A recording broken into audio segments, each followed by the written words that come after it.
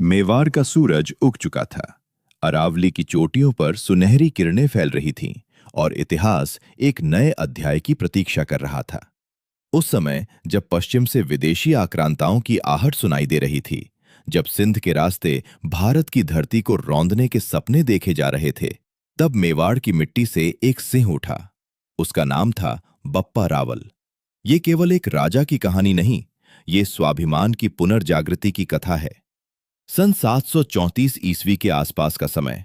चित्तौड़ का विशाल दुर्ग मानमोरी के अधीन था। ऊंची प्राचीरें, मजबूत द्वार और भीतर सत्ता का अहंकार।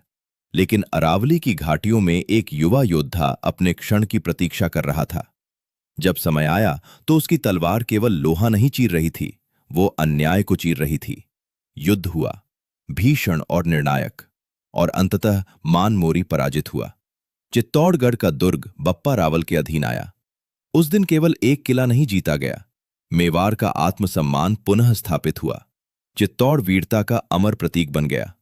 लेकिन बप्पा की दृष्टि केवल चित्तौड़ तक सीमित नहीं थी। उन्हें ज्ञात था, यदि सीमाएं सुरक्षित नहीं तो स्वतंत्रता क्षणिक है। उसी समय सिंध का अरब सूबेदार जुनैद अल-मुरी उत्तर भारत की ओर बढ़ने की योजना बना रहा था।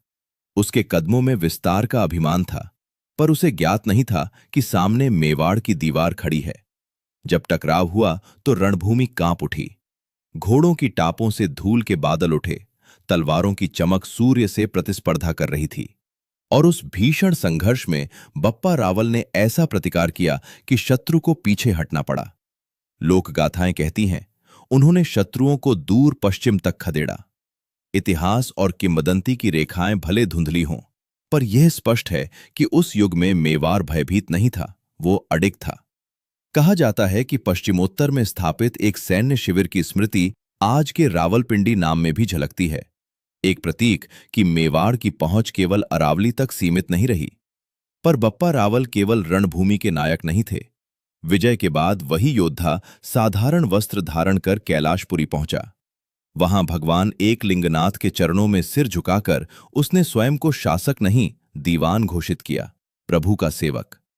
आज का एकलिंगजी मंदिर उसी भक्ति और शक्ति के संगम का जीवंत प्रमाण है। उन्होंने राज्य में सुव्यवस्था स्थापित की, स्वर्ण मुद्राएं चलवाईं और मेवाड़ को ऐसी पहचान दी जिसने आने वाली पीढ़ियों को प्रेरणा दी। उनके शासन ने यह सिखाया, सत्ता अहंकार के लिए नहीं, धर्म और जन रक्षा के लिए होती है।